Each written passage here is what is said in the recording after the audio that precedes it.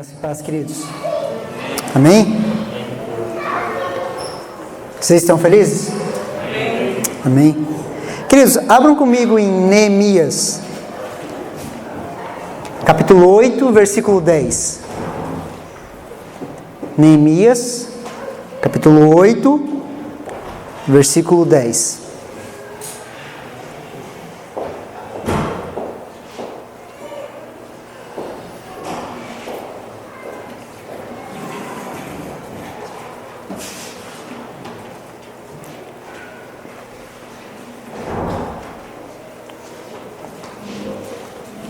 Todos acharam?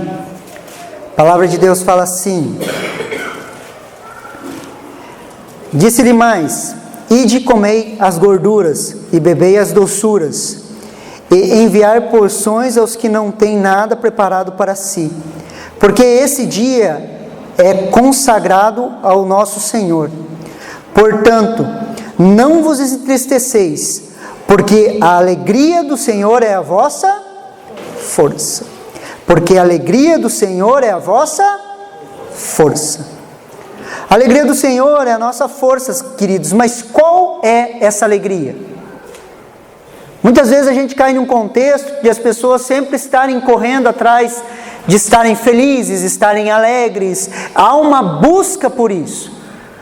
Mas nós precisamos pensar qual que é a alegria da salvação. O que é essa alegria? O que é essa alegria do Senhor?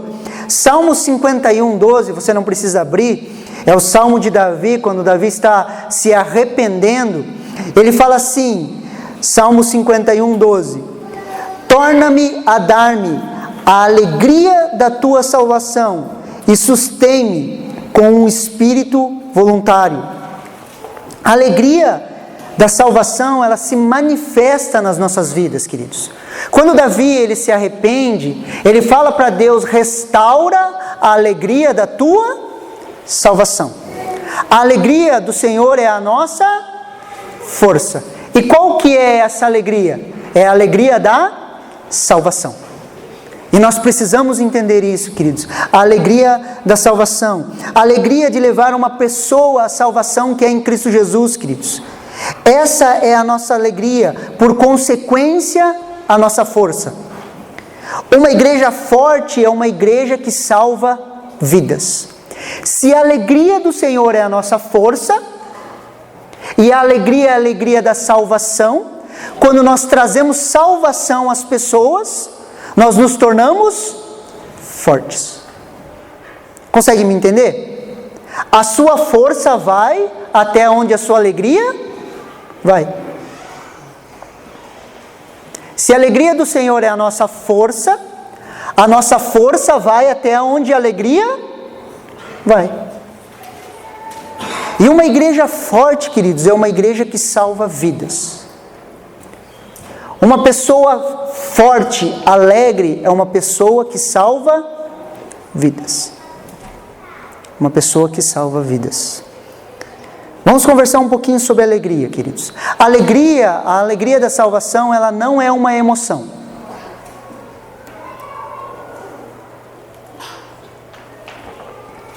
A alegria da salvação, ela não é uma emoção. Lembra lá, nós somos corpo, alma e espírito. Somos um espírito, temos uma alma e habitamos em um corpo. No espírito existe a consciência, a comunhão e a intuição. Na nossa alma, mente, vontade e emoções. O nosso corpo é formado pelos nossos 5 sentidos, a nossa sexualidade e os nossos membros. Amém? Com o nosso corpo que nós caminhamos no mundo físico. A nossa alma é mente, vontade e emoções. A alegria da salvação, ela se manifesta no nosso espírito, queridos. Deus fala ao ser humano através do seu Espírito. O Espírito testifica com o nosso espírito que nós somos filhos de Deus. Então Deus fala com o ser humano através do seu Espírito. Por isso que é necessário nascer de novo, nascer no Espírito novamente, para que Deus possa se comunicar com o ser humano. Amém? Então a alegria da salvação, ela se manifesta no nosso espírito, queridos, e ela ministra a nossa alma. Ela toca a nossa alma. Só que ela não é uma emoção. Ela é algo que se manifesta no nosso espírito, essa alegria, e ela toca na nossa alma. E ela ministra a nossa alma. Todas as vezes que nós estamos abatidos, queridos, nós deveríamos meditar a respeito da salvação. Todas as vezes que a sua alma estiver angustiada, sua alma fica angustiada, sim ou não? Você passa por angústias, assim, de segunda a sábado, daí no domingo todo mundo parece que fica zen, né? Não, estou brincando, mas você passa angústia na tua alma, sim ou não? Sim. No teu trabalho, no teu dia a dia, você passa angústia? Que você pensa assim, às vezes, até em desistir de tudo? Já aconteceu com você? Sim. Ou, já aconteceu, sim ou não, crente? Sim. Aconteceu? Quando você estiver angustiado, comece a meditar na salvação. Comece a meditar na obra da cruz. Quando você começa a meditar na grande salvação que há em Cristo Jesus, essa alegria da salvação, ela começa a tomar conta do teu ser. Ela começa a encher o teu ser. Se você começar a pensar quem você era sem Jesus e quem você é com Jesus, você começa a comparar a vida que você tinha e a vida que você tem hoje. Se você nasceu de novo, nós temos que colocar essa prerrogativa que muitos estão frequentando a igreja, mas não nasceram de novo. Mas se você nasceu de novo, se você passou por um processo de arrependimento, se houve uma mudança e uma transformação na sua vida, você começa a olhar quem você era e você começa a olhar quem você é, não existe comparação, queridos. Nós estávamos sem Deus no mundo e hoje nós somos filhos de Deus. Você era uma criatura de Deus, estava separado das alianças, você não tinha contato com Deus. E hoje em Cristo Jesus, porque você é salvo, você tem acesso a Deus. Você consegue me entender? Quando você está angustiado, comece a meditar sobre isso. Isso vai trabalhando a sua alma. Nós precisamos aprender, queridos, a trazer à nossa memória aquilo que nos dá esperança. Traga à sua memória aquilo que te dá esperança. Em momentos difíceis na sua vida, traga à memória aquilo que te dá esperança. Lamentações 3, 21 e 23, do 21 ao 23, a palavra de Deus fala assim: quero trazer à memória o que pode me dar esperança. As misericórdias do Senhor são a causa de não sermos consumidos, porque as suas misericórdias não têm fim, renovam-se a cada manhã. Grande é a tua fidelidade. Eu quero trazer à memória aquilo que me dá esperança. Porque a única razão de eu e você não sermos consumidos são as misericórdias de Deus. Tirando Jesus de nós, queridos, todo mundo é farinha do mesmo? Tirando Jesus de nós, aqui ninguém presta, ninguém se salva.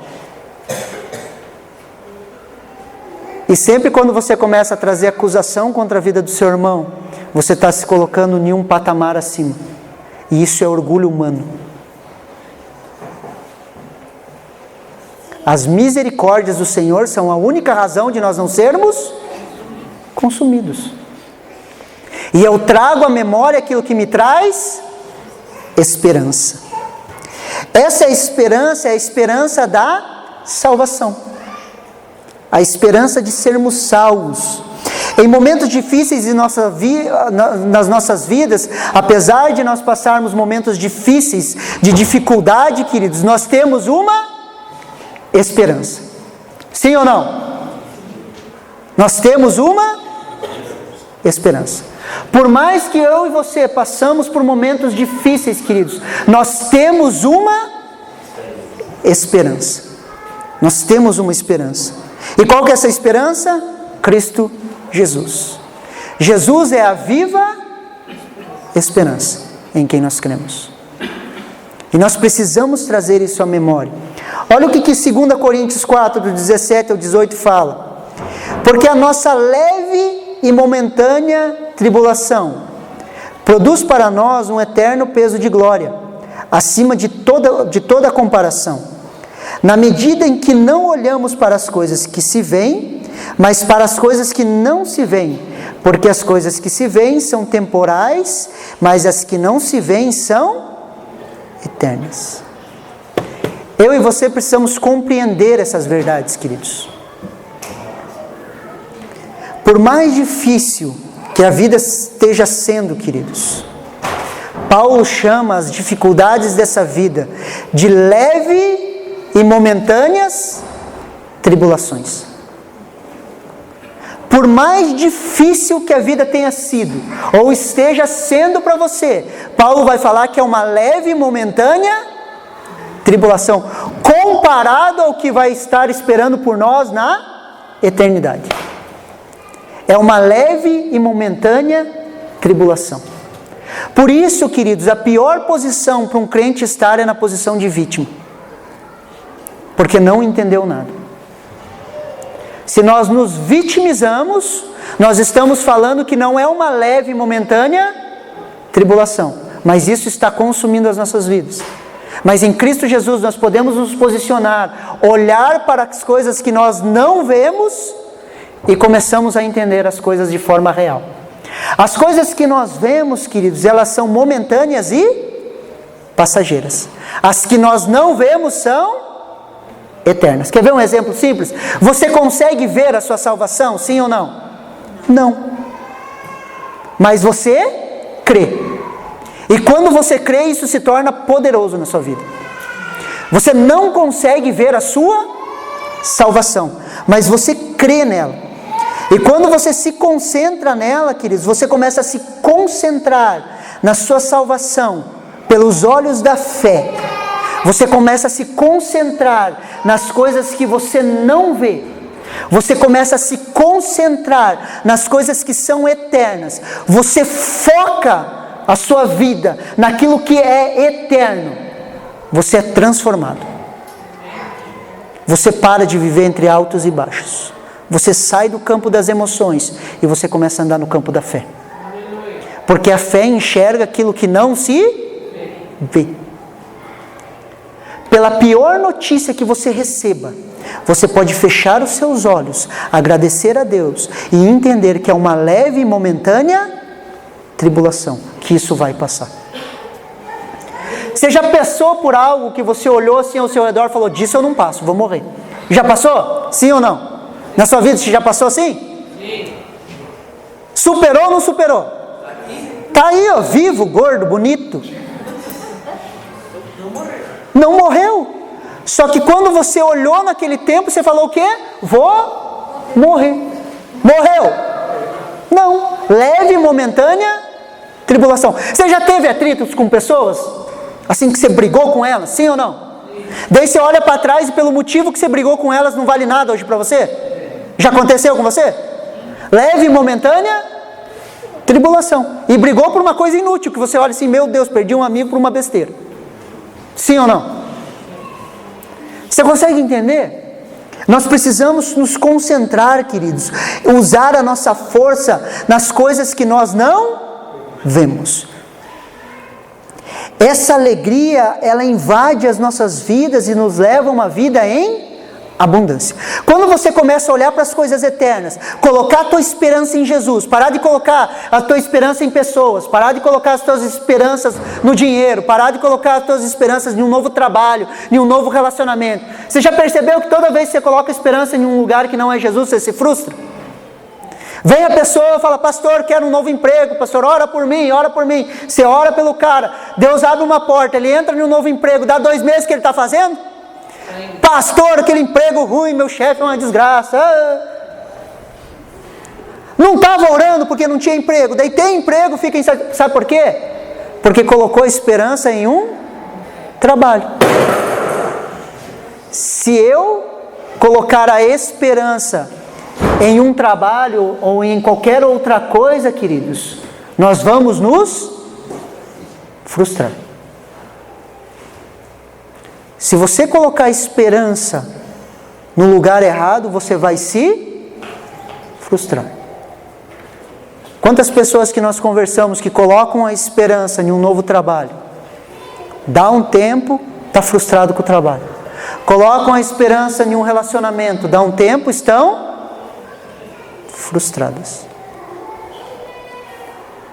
Nós devemos aprender a colocar nossa esperança em Cristo Jesus. Provérbios fala que a esperança, muitas vezes adiada, ela adoece o coração.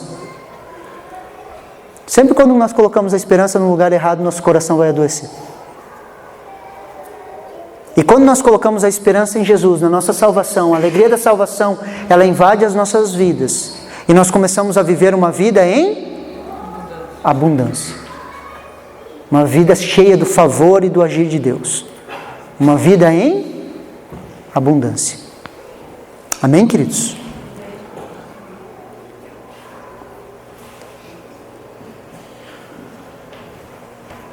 Quando nós falamos de salvação, queridos, nós precisamos entender algumas coisas.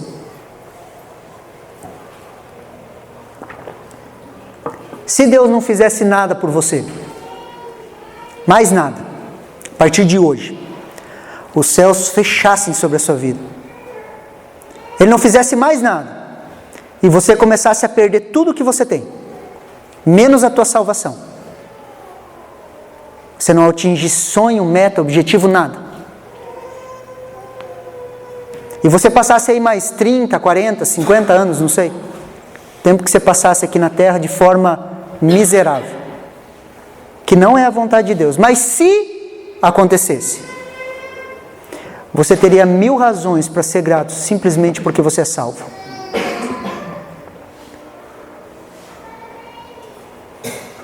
Você consegue me entender? Você teria 1000 razões para ser grato, pelo simples fato de ser salvo. Você acredita na sua salvação? Você crê na sua salvação? Sim ou não? Você tem certeza da tua salvação? Se você não tiver certeza da sua salvação, você volta para a integração. Na integração tem uma aula que se chama certeza da salvação. Você tem certeza da sua salvação? Sim ou não? Sim. Então você tem 1000 motivos para ser grato, porque Jesus te salvou. Quando eu entendo isso, queridos, e começo a meditar nessas coisas, eu quero levar essa mesma salvação, essa mesma alegria para as pessoas que estão ao meu redor. Quando eu começo a entender que eu fui salvo, queridos, que Deus, além de me livrou do inferno, Ele me deu um propósito, Ele me deu vida, eu começo a querer espalhar isso para as pessoas ao meu redor. Eu começo a querer levar essa alegria para as pessoas. Eu começo a querer manifestar essa salvação na vida das pessoas. Você consegue me entender? Quando eu começo a entender isso, queridos, eu começo a levar isso. O que é o Evangelho? Você já parou para pensar o que é o Evangelho? Ah, pastor, o Evangelho é boas novas. Mas o que é o Evangelho? O que é o Evangelho? Romanos 1,16, a palavra de Deus fala assim: porque não me envergonho do Evangelho de Cristo, pois é poder de Deus para a salvação de todo aquele que crê, primeiro do judeu e também do grego. O Evangelho, ele é poder para salvação. O Evangelho é o poder para salvação. Esse poder salvou a minha vida e salvou a sua vida. O Evangelho, queridos, é poder para salvação. E quando a salvação se manifesta, a alegria da salvação toma os nossos corações. O Evangelho é poder para salvação. Tudo que Deus faz em nós, Ele quer fazer através de nós. Tudo que Deus faz em você, Ele quer fazer através de você. Quer ver? 2 Coríntios 1,4. Não precisa abrir, eu vou ler aqui, você presta atenção. Ele que nos consola em todas as nossas tribulações, para que pela consolação que nós mesmos recebemos de Deus, possamos consolar os que estiverem em qualquer espécie de tribulação. O que o apóstolo Paulo está falando? Nós somos consolados por Deus em todas as nossas tribulações, para que nós possamos consolar aqueles que estão passando por tribulação. Tudo aquilo que Deus faz em nós, Ele quer fazer através de nós. Tudo que Deus faz na sua vida, Ele quer fazer através da sua vida. Quando Ele te salvou, e você entende que Ele te salvou, você entende do buraco que Ele te tirou, você entende que você estava separado de Deus, que você não tinha acesso a Deus, que você estava morto espiritualmente, que se você morresse sem Jesus, você ia para o quinto dos infernos. Quando você começa a entender isso, queridos, você entende, Ele me salvou. E você começa a manifestar salvação para a vida das pessoas. Porque aquilo que Ele fez em você, Ele quer fazer através de você. E nós precisamos entender isso, queridos. Quando somos salvos, queridos, nós nos tornamos um canal de salvação para a vida das pessoas.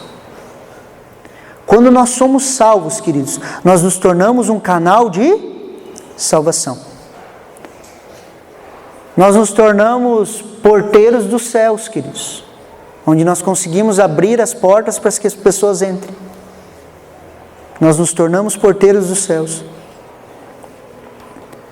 Deus, através das nossas vidas, Ele quer alcançar as pessoas ao nosso redor.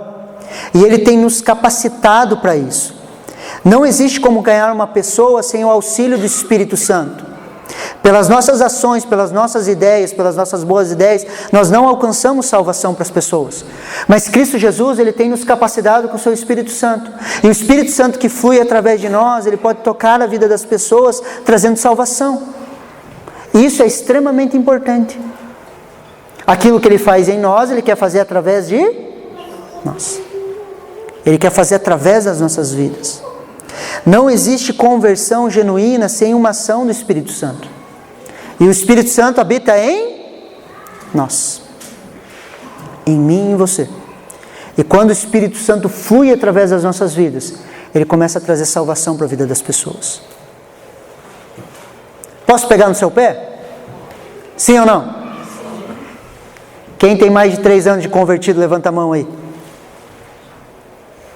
Quem tem mais de 2 anos de convertido? 1 ano. Todo mundo, a maioria aqui acima de 3, sim ou não? Qual que foi a última pessoa que você ganhou para Jesus?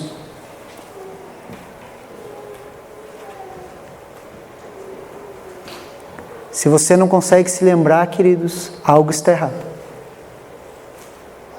Ah, pastor, mas eu não sou evangelista. A grande comissão é para todos. Pastor, você está colocando peso na nossa cabeça. Não, estou tentando te despertar para algo que está adormecido dentro de você. Sabe por que a gente briga tanto na igreja? Abri meu coração aqui. Sabe por que a gente briga tanto dentro da igreja? Porque a gente fica muito tempo ocioso. Se a gente olhasse o necessitado lá fora, aqueles que não têm Jesus, você parava de olhar o erro de caráter do seu irmão. Ou você não tem erros no seu caráter? Tem ou não tem? Tem.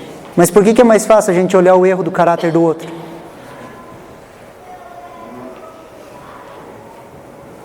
Você conhece alguém que não conhece Jesus? Conhece, sim ou não? Se você se preocupasse em orar por essa pessoa, você não se preocuparia em desentortar o teu irmão do teu lado.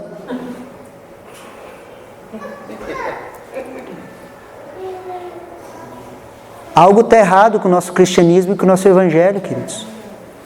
Aquilo que Deus fez em nós, Ele quer fazer através de... Sabe por que eu gosto de expulsar demônio?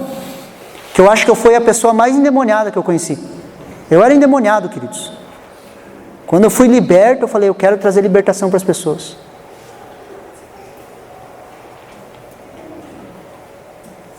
E eu não perco a oportunidade de enfiar a mão na cabeça de alguém.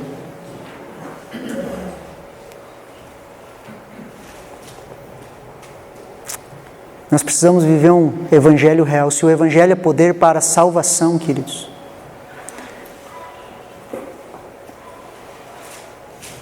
Só um desabafo do pastor. Vamos voltar para a palavra.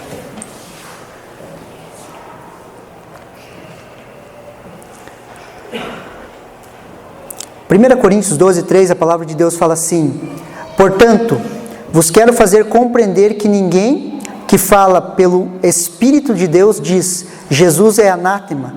E ninguém pode dizer que Jesus é o Senhor, senão pelo Espírito de Deus. Paulo fala que ninguém pode falar que Jesus é o Senhor, a não ser pelo Espírito de Deus. Então nós começamos a trabalhar com as pessoas para que elas venham a conversar que Jesus é o Senhor. Todas as vezes que uma pessoa confessa Jesus Cristo é o Senhor, ela está fazendo através do Espírito de Deus. E nós cooperamos com Deus nesse trabalho, queridos. Deus usa as pessoas que estão disponíveis. O Evangelho veio para a sua vida através do quê? De uma pessoa, sim ou não? Ou veio um anjo que falou com você? Foi uma pessoa? Então essa pessoa cooperou com Deus para que chegasse em um ponto da sua vida que você confessasse Cristo Jesus como seu Senhor. E nessa confissão, quando você declarou Jesus Cristo é o Senhor, você nasceu de novo. Houve uma mudança na sua vida, você nunca mais foi o mesmo. E nós precisamos nos dispor a cooperar com Deus para que nós possamos levar mais pessoas a conhecer a salvação que é em Cristo Jesus. Você está me entendendo? Quando se fala de salvação de vidas, queridos, a recompensa é a alegria da salvação. Você anda meio triste ultimamente? Ou já passou períodos de tristeza? Experimente falar de Jesus para uma pessoa e ela aceitar Jesus. Na hora que ela aceitar Jesus na sua frente, que você vê ela nascendo de novo, seu coração vai ser cheio da alegria da salvação. Quando você fala assim, repete uma oração comigo, e aquela pessoa fala assim, eu recebo a Jesus Cristo como meu único e suficiente Salvador, e começa a chorar, ela nasce de novo, aquilo enche o teu coração do quê? De alegria. Você está me entendendo? Às vezes a gente passa por lutas, por dificuldades, ficamos tristes e nós não conseguimos compreender o porquê. O porquê talvez seja, queridos, porque a alegria da salvação não está fluindo na nossa vida. Não está fluindo na nossa vida. Por que não evangelizamos? Por que não falamos de Jesus? Eu tracei aqui alguns motivos que Deus ministrou ao meu coração. E eu quero compartilhar também com vocês, assim, para que essa alegria da salvação venha. Queridos, esses motivos eu listei, sabe por quê? Ontem eu estava em um treinamento de liderança. Eu fui falar sobre liderança no History Makers, lá em Curitiba. E eu estava naquele treinamento de liderança, eu estava com uma geração, a geração que estava ministrando era uma geração mais nova do que eu. Era a maioria das pessoas, alguns que eu ganhei para Jesus e alguns que eu acabei influenciando enquanto eram jovens. Eu era alguns anos mais velho que eles, e eles estavam falando ali, dando as palestras, e eles começaram a testemunhar das vezes que nós saíamos evangelizar, que nós saíamos fazer evangelização. E eu comecei a lembrar daquelas situações, de quantas pessoas que nós ganhamos para Jesus, de quantos demônios que eu expulsei na rua. E isso impressionava muito eles. Nós saíamos na rua, falávamos de Jesus. Uma vez a gente estava na frente de uma casa noturna, nós ungimos tudo assim, a casa noturna lá, e falando de Jesus. Hoje virou o cartório do Boqueirão. Nós oramos para fechar e fechou, queridos. Nós oramos, vai fechar, vai fechar, vai fechar. Ficávamos lá na frente orando, os caras tirando sal da gente, a gente orando. Uma vez nós estávamos lá orando, um rapaz veio, começou a falar. Eu falei, posso orar por você? Coloquei a mão na cabeça dele, ele caiu no chão, mas voou longe, caiu endemoniado. E daí está lá, a gente expulsando o demônio, o povo em roda, assim, que daí vira, todo mundo quer vir, fica um monte de curioso. Expulsamos o demônio, falamos de Jesus. E queridos, isso sempre queimou o meu coração. Tanto é que o Arno sempre falava que o meu ministério era um ministério de evangelização.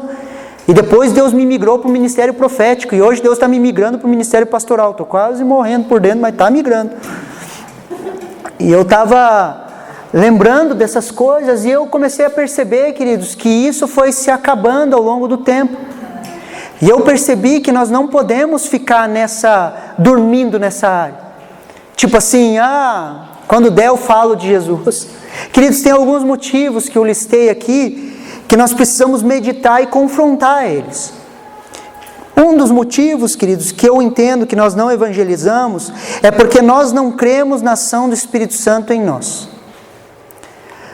Muitas vezes achamos que o Espírito Santo só flui através da vida do pastor, ou só flui através da vida das pessoas. Muitas vezes nós não falamos de Jesus para as pessoas porque nós não cremos que o Espírito Santo vai falar através das nossas vidas. Às vezes eu estou testemunhando, as pessoas falam, pastor, mas se eu for falar de Jesus na rua e manifestar um demônio, se manifestar um demônio, o que você faz? Expulsa. Aqueles que crerem em mim, falarão em novas línguas, expelirão demônios, se colocarem a mão sobre os enfermos, eles serão curados. Se beberem algo mortífero, nada de mal os acontecerá. Você crê em Jesus? Isso é para quem crê, querido. Você crê? Então, se você crê, você vai falar novas línguas. Se você crê, você vai expulsar demônio. Se você crê, você vai impor as mãos sobre as pessoas e elas serão curadas. Ah, pastor, eu não acredito nessas coisas. Então você não crê, você não precisa acreditar. Só que você não vai viver isso. Agora, os que crerem, vão. É interpretação de texto. É só você pegar o texto e interpretar. Não tem teologia em cima, é simplesmente interpretação. Se você crê, você vai viver isso. Sim ou não? Então, quando nós começamos a crer, queridos, que o Espírito Santo flui através de nós, quando nós começamos a crer, quando você for falar com alguém, você tem que crer que o Espírito Santo vai te usar para falar com aquela pessoa. E, queridos, quando nós nos dispomos a fazer isso, nós vamos vendo as pessoas sendo salvas, queridos. Nós vamos vendo pessoas nascendo de novo. Isso vai incendiando o nosso coração. Enche o nosso coração da paixão pela colheita. Você é grato pela pessoa que falou de Jesus para você, sim ou não? Você é grato mesmo? Da pessoa que te salvou? Pessoa que te apresentou Jesus? Seja essa pessoa agora que apresenta Jesus para a vida dos outros. Só que nós muitas vezes não evangelizamos porque nós não cremos nesse agir, nesse falar de Deus. Nós sempre achamos, pastor, eu sei pouca coisa, eu tenho que saber mais. Você sabe falar assim, Jesus te ama, sabe? É o que basta. Se você olhar para uma pessoa em dificuldade e falar, Jesus te ama, ela vai começar a falar das dificuldades dela, o Espírito Santo vai começar a falar através de você na vida dela. É só você se dispor. Deus usa os disponíveis, não os talentosos. Não adianta você ter muita teologia na tua cabeça, muita informação na tua cabeça, se você não está disponível. Daí está lá, você é crente cabeção, né? Com os pezinhos pequenos e a cabeça grandona, assim, cheio de coisa na cabeça. Crente cabeção, anda pouco assim. Está lá cheio de conhecimento, acha que sabe tudo. Daí tem alguém necessitado na sua frente. Fé sem obras é uma fé. Daí você não se dispõe a falar para aquela pessoa. Todo o conhecimento que você tem na tua cabeça não vale de nada. Você precisa se dispor. Qual que é o outro motivo, pastor, que nós não evangelizamos? Nós não queremos perder a nossa reputação. Muitas vezes, queridos, até no meio empresarial, até no meio do nosso trabalho, nós queremos manter a nossa reputação. Você já percebeu isso? Você quer manter a tua reputação?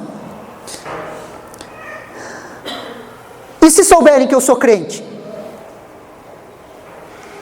O que as pessoas vão pensar de mim se me verem orando com alguém?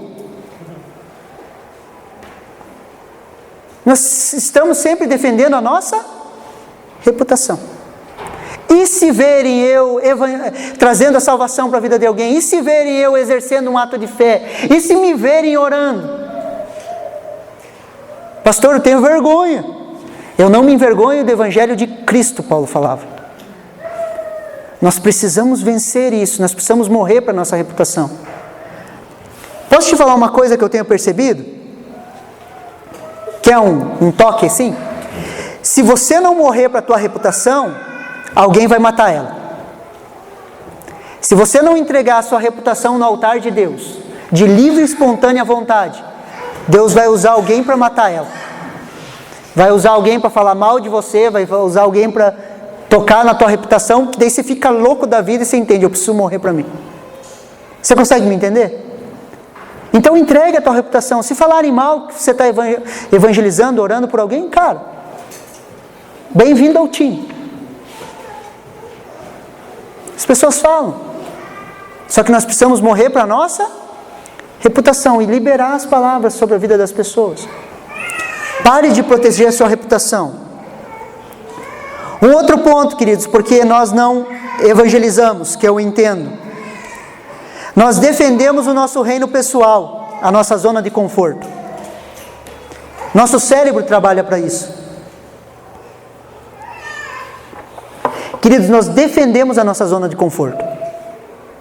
Nós lutamos por ela. Nós lutamos por um sofá confortável. O que é a zona de conforto? É uma série de ação, pensamento, comportamento que uma pessoa está acostumada a ter, que não causa nenhum tipo de medo, ansiedade ou risco. É uma região onde nenhum indivíduo se sente ameaçado. Isso é zona de conforto. Um lugar, uma série de pensamentos, um estilo de vida que não traz o quê? Que não traz medo, ansiedade e risco, aonde você não se sente ameaçado. Se eu falasse para você, vamos sair falar de Jesus para alguém, em um lugar onde você não conhece, isso ia te trazer risco, sim ou não? Sim. Ia te trazer medo? Sim. Ia te trazer ansiedade? Sim. Se você não está acostumado a abordar alguém, você ia chegar naquela pessoa, você ia chegar assim de boa, você ia chegar meio... Pode ter risco? Pode. Uma vez eu evangelizando, me atacaram uma vela no rosto, assim. Uma vela no rosto.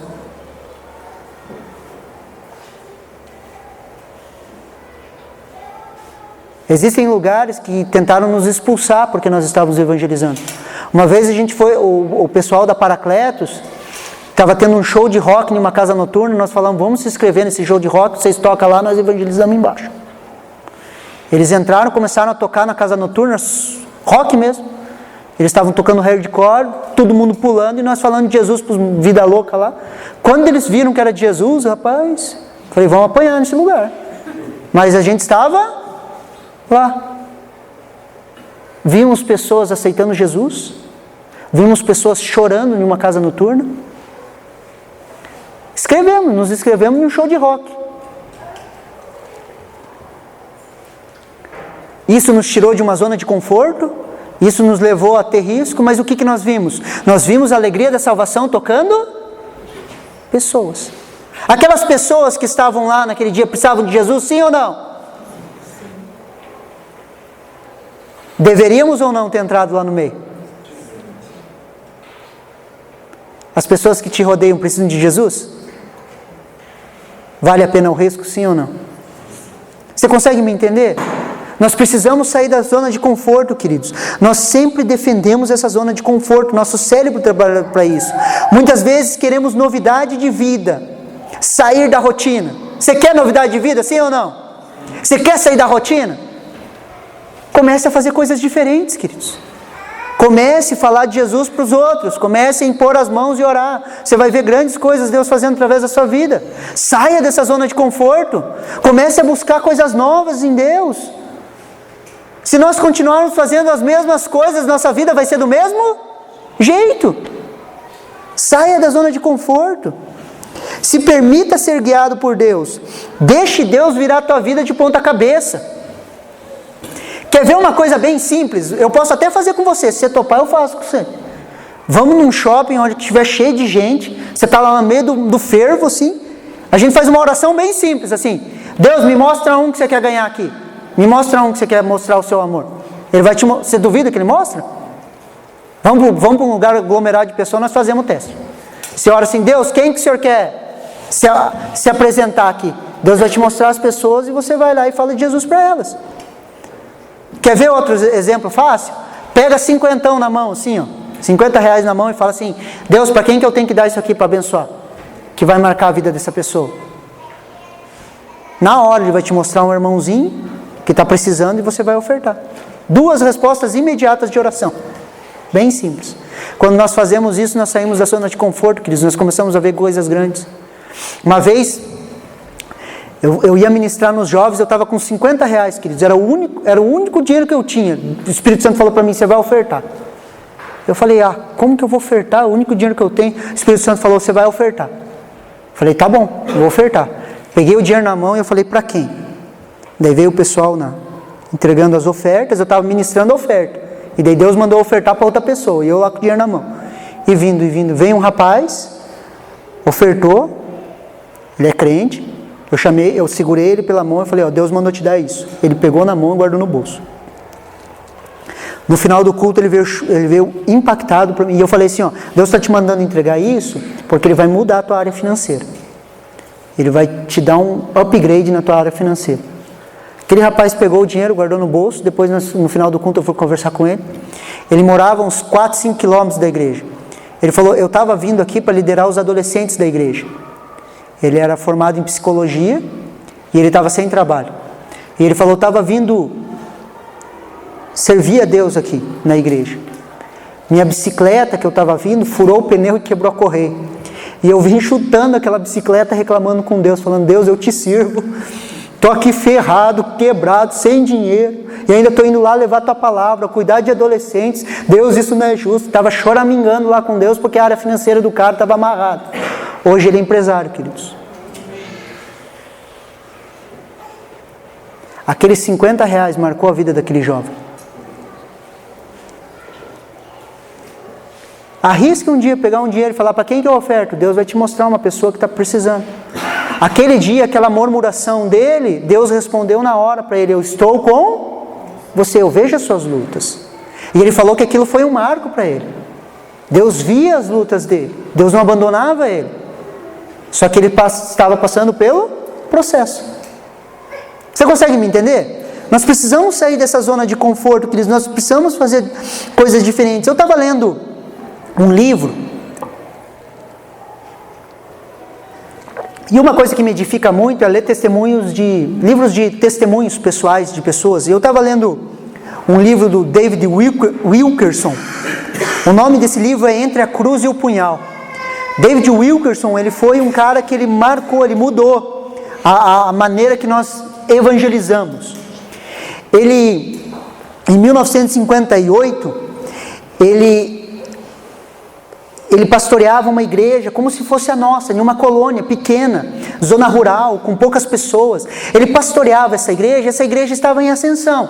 A igreja lá começou com 50 pessoas e ele já tinha conseguido levantar essa igreja para 250 pessoas. Ele tinha reformado toda a casa pastoral, ele estava com as suas ofertas que ele recebia da igreja sempre aumentando, porque o número de pessoas estava aumentando. Então ele estava em um lugar confortável. E todo dia, da meia-noite às 2 da manhã, em 1958, ele gostava de assistir televisão. Poucos tinham televisão, mas ele assistia e ele gostava. Todo dia, da meia-noite às 2 da manhã, ele assistia televisão. E um dia, o que ele fez? Ele falou: eu vou parar de assistir TV e eu vou orar essas 2 horas. E daí, todo dia, da meia-noite às 2, o que David Wilkerson fazia? Orava.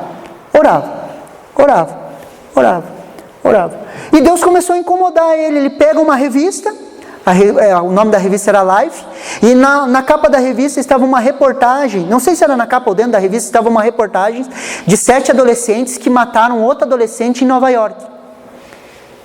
E o que aconteceu? Deus começou a falar para ele: vai para Nova York.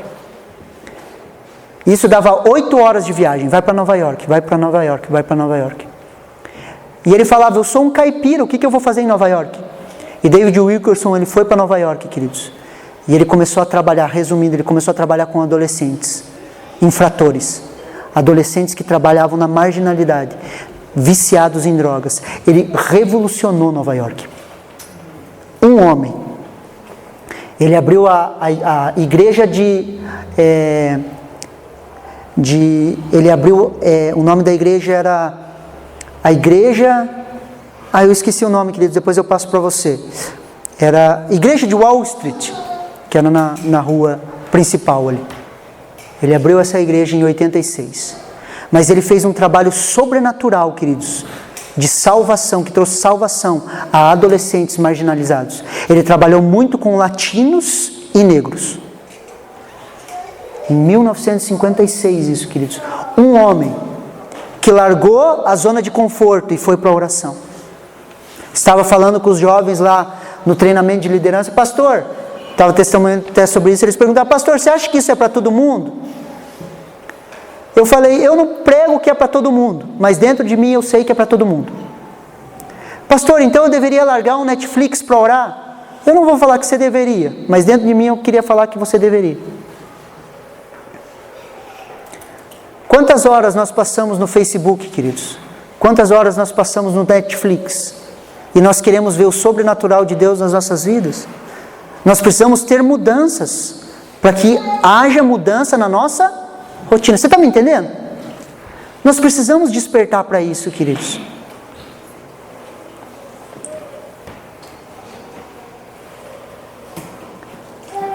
Outro ponto que talvez a gente não evangelize, não atue tanto na evangelização, queridos, é que nós não cremos muitas vezes no poder da salvação. Nós não cremos no poder da salvação. Como assim, pastor? Você já escutou aquela frase assim: pastor, esse não tem jeito. Você já escutou isso? Esse ali não tem jeito, pastor. O que nós estamos falando? Que nós não cremos no poder da salvação. Deixa eu fazer uma pergunta rápida. Você conhece alguém mais cabeça dura que você? Você conhece? Se você se conhecer bem, queridos, de verdade, se você se conhecer bem, você sabe que você é um cabeça dura.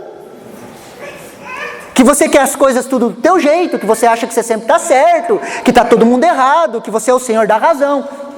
Acontece com vocês também? Você se conhece bem? Na sua cabeça você acha que todo... Sem Jesus, na sua cabeça você achava que todo mundo era burro, você era esperto. Verdade ou mentira? Se você entende que você era um cabeça dura e esse Jesus transformou a sua vida, e você se conhecer bem, você sabe que Ele transforma a vida de qualquer um, transformou a minha. Então nós precisamos crer, queridos, no poder da salvação, queridos. Precisamos crer nesse poder, no poder do Evangelho. Jesus veio para os doentes, queridos. A resposta para o mundo é Jesus. Jesus, Ele veio para os doentes, queridos. Para aquele pior que você acha, esse não dá jeito, pastor. Esses que você acha que não dá jeito, é esses que dão bom. Quando se converte. Eu tenho falado, eu gosto de converter maloqueiro que é bom, queridos. Aquele que era maloqueiro mesmo. Eu já converti um monte de maloqueiro, briguento de rua. Os que davam tiro um no outro. Esses que dão bom, o maloqueiro é fiel. O maloqueiro não fala nas tuas costas, ele fala na tua cara. Porque ele foi acostumado. Eu cresci em Curitiba no boqueirão, queridos. Era só maloqueiro. Maloqueiro é bom, porque se você fala mal dele, ele tira satisfação na sua cara, ele não fica falando para os outros. Ele não é bundão. Perdão da palavra. Ele, se tem algum problema com você, ele fala na sua cara. E quando nós começamos a entender isso, queridos, nós entendemos que Deus pode salvar a todos. Todos. Queridos, eu já vi tantas pessoas que eu falava, cara, talvez Deus não pegue esse cara. E pegou. Eu tenho um amigo meu, quem foi para o encontro viu o Montanha. O Montanha, ele é grandão, assim, ele é moreno, ele é grande, é tipo do porte do Tiago, assim, só que ele gostava de brigar. A gente saía à noite, ele gostava de brigar. Uma vez a gente tava no show do... Como que era o nome daquele... A gente tava em um show de uma banda famosa, assim, uma banda famosa, a gente tava num show, numa casa noturna, e começou a tocar as músicas, assim, um Montanha endemoniou, assim, começou a brigar com... De repente, ele tirou a camisa, assim, ele virou uma roda, assim, ó, e aquele negão, assim, louco, assim, no meio, eu falei, meu Deus, cara, brigar aqui. Abriu aquela roda, assim, eu falei, quando eu me converti, eu falei, cara, como que Deus vai pegar esse cara? Fui orando, 3 anos orando pelo cara, e ele me tirando sarro da minha cara todo dia. Quando eu me via, crente, virou mulher esse aí, ó. E dava risada. Eu falei, filho, uma hora Deus vai pegar você, quando você começar a chorar, eu vou rir na tua cara. Quando Jesus pegou aquele negão, rapaz, ver aquele negão chorando, era bonito de ver. Eu falei, vai, negão. Toma aí, ó. Deu dar a risada dele. Eu falei, vai, chora aí, ó. Chora, bonito de ver.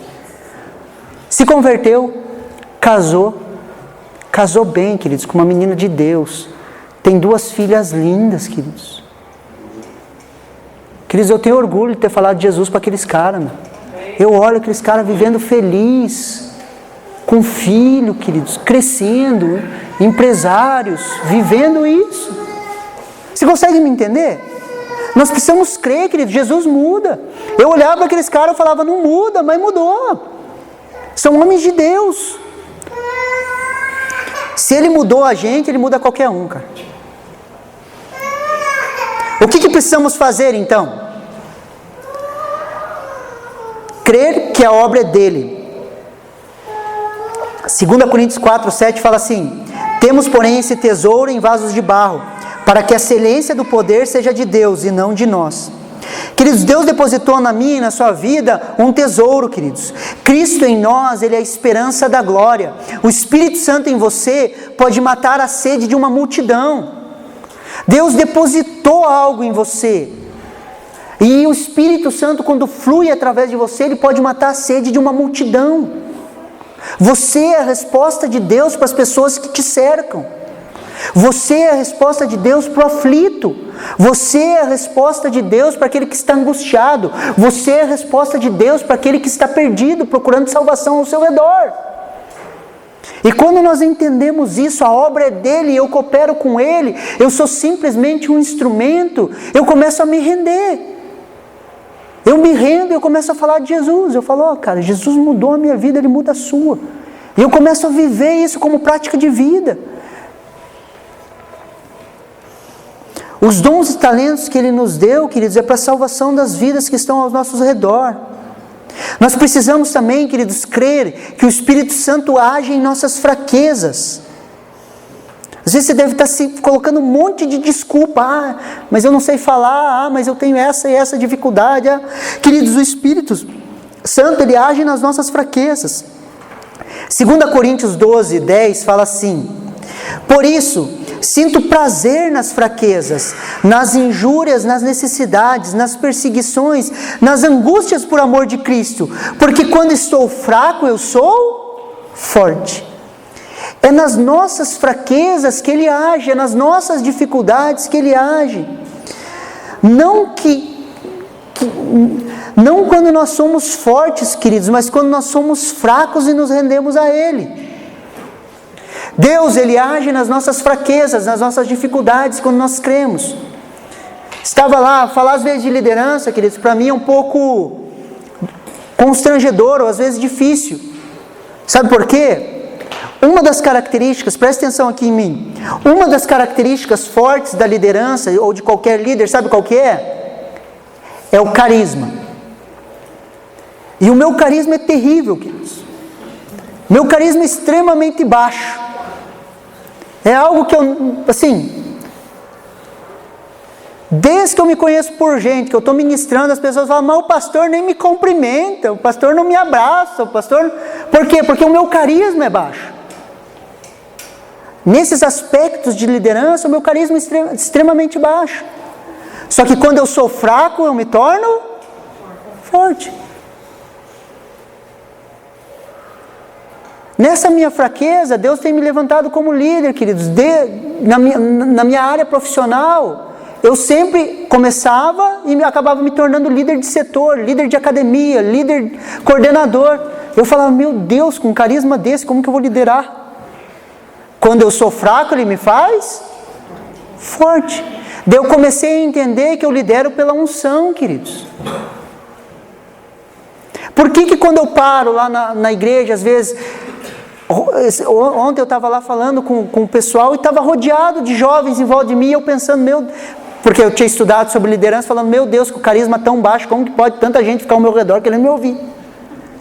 Mas é por quê? Por causa da unção. Eles queriam ouvir, expulsou o demônio, fez isso. Você consegue me entender? Onde nós somos fracos, ele nos faz. O desafio de liderar uma igreja, queridos, com o carisma baixo, eu tenho que fazer força. Por isso que eu brinquei. Estou numa transição, quase para o ministério pastoral. Deus está me empurrando assim. Eu falo, eu olho para o meu irmão, admiro meu irmão. Meu irmão tem veio pastoral bem forte. Eu falo, eu precisava ser mais você, assim, às vezes, porque sou meio diferentão, assim, mais para o lado profético, acaba as pessoas... mas... Porque as pessoas têm a visão de pastor como quem? Aquele cara doce ou amável, que vai te abraçar. Quando nós somos fracos, ele nos faz fortes. E se você reclamar que eu não te abraço, eu não vou ficar ofendido com você, queridos. Jesus me tratou disso. Estou feliz já. Uma vez eu estava me esforçando na igreja, deixa eu contar um testemunho para vocês. Eu estava me esforçando lá na igreja, por quê? Nós entramos, assumimos uma comunidade, o pastor Fábio é o cara... O pastor Fábio de Paranavaí, o carisma dele é altíssimo, é a energia dele, ele tem muito carisma e muita energia. Então ele vai, abraça, conversa e lá, e eu lá sempre, né, daquele... Que nem o pessoal da academia falava, você é meio autista, cara, você fica lá na tua, meio autista assim na minha, andando de um lado para o outro, na igreja, sempre quieto, sentava, né, mais na minha. Deu 2 semanas, o que aconteceu? Ô pastor, o pastor Saulo lá tem contra nós, lá que ele não fala com ninguém. Daí eu falei, não, é o jeito dele, porque era o contraste, o Fábio sempre com carisma alto, e eu lá abaixo. Daí eu cheguei para ele e falei, cara, eu estou me esforçando, lá abrindo meu coração para ele, estou me esforçando para tentar ser mais legal que os outros, ser mais carismático, assim. Daí eu entendo que foi uma palavra de Deus. Ele olhou para mim assim, você está mudando pelas pessoas ou porque Deus pediu? Daí eu peguei aquilo. E ele me falou, ele que estava me liderando, ele falou, você tem qualidades que você não pode mudar para querer agradar as pessoas. Deus te fez assim. Como Deus me fez mais carismático. Não se compare. E eu saí da comparação, queridos. Eu saí. E eu quero te convidar a sair. Saia das comparações.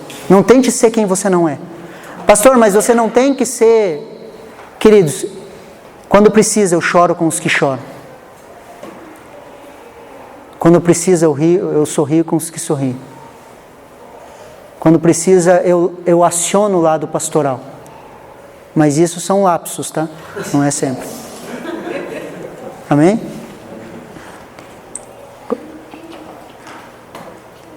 Precisamos entender que existe um poder em nós. Atos 1:8 fala assim: mas receberei poder do Espírito Santo, que há de vir sobre vocês, e ser-me-eis testemunhas, tanto em Jerusalém, como em toda a Judéia, Samaria, até os confins da terra. O problema é que não sabemos fazer. O problema é que não sabemos o que fazer. Nós não sabemos o que fazer sem o auxílio do Espírito Santo. Eu e você não sabemos como evangelizar. Eu e você não sabemos como orar. Eu e você não sabemos como agir. Mas nós recebemos poder. O Espírito Santo veio sobre nós, Ele tem nos capacitado. Por isso que o poder do Espírito Santo está em nós, queridos, para sermos testemunhos. O que é o poder de Deus, queridos? O que é o poder do Espírito Santo? Às vezes a gente acha que o poder do Espírito Santo é rodar lá, né? Ah, vem o Espírito Santo, roda, oh, aleluia, cai no chão, move. Pastor, você não gosta disso? Gosto. Gosto de impor as mãos, gosto de ver pessoas cheias do Espírito Santo caindo no poder de Deus. No sábado agora o Rodrigo foi comigo, fui pregar para adolescentes, o mover do Espírito Santo, aqueles adolescentes caindo, orando em línguas, aqueles que não oravam, recebendo. Amo isso, queridos, amo isso, amo esse mover. Só que o Espírito Santo vem sobre nós para quê? Para sermos testemunhas de Jesus, para manifestarmos o caráter de Jesus.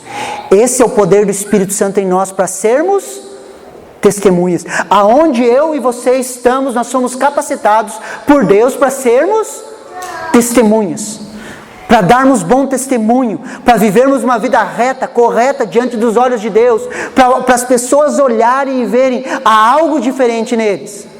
Por quê? Porque nós fomos capacitados com poder.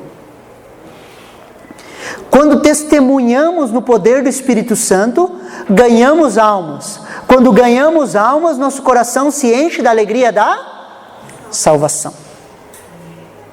Quando testemunhamos debaixo do poder de Deus, falando nas nossas ações, vivendo o Evangelho, vivendo aquilo que Jesus tem nos ensinado, somos testemunhas, ganhamos almas, as pessoas chegam. E quando você ganha uma pessoa para Jesus, o seu coração se enche da alegria da salvação. Quando uma pessoa entende isso, queridos, nada mais segura ela. As pessoas mais perigosas para o reino das trevas é as que entendem o seu propósito, o perseguem e sabem por que vieram, sabem por que vivem. Por isso que nós temos que confrontar essas nossas áreas de conforto, queridos. Nós temos que colocar no nosso coração: eu sou um testemunho vivo de Cristo Jesus. Lance desafios. Se desafie, cara. Se desafie a ganhar uma pessoa para Jesus dessa semana. Se desafie. Pastor, é para encher a igreja? Não, queridos. É para te trazer uma nova perspectiva do Evangelho. Pastor, todo mundo que eu conheço é crente. Todo mundo que você conhece é crente. Se você abastece seu carro em outro lugar, você sabe se aquela pessoa é crente. O caixa do supermercado, queridos, não é uma paisagem, é uma pessoa. Só que nós agimos como se as pessoas fossem paisagens. Nós precisamos olhar as pessoas, como algo precioso para Deus. Se desafie a ganhar pessoas para Jesus. Se desafie, porque se a gente for assim, deixa a vida me levar, a vida leva eu. Se pergunte para você mesmo, qual foi a última pessoa que você falou de Jesus para ela? Qual que foi a última pessoa que você levou para Jesus? Qual que foi a última vez que o Evangelho foi eficiente na sua vida?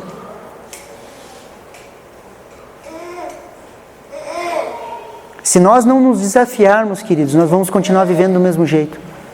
Eu estou falando isso para vocês, sabe por quê? Porque aquele treinamento de liderança me confrontou.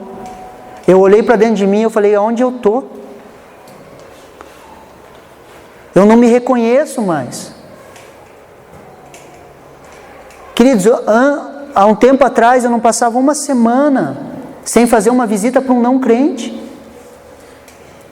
Toda semana eu estava visitando um não crente. Toda semana eu estava tentando ganhar pessoas para Jesus.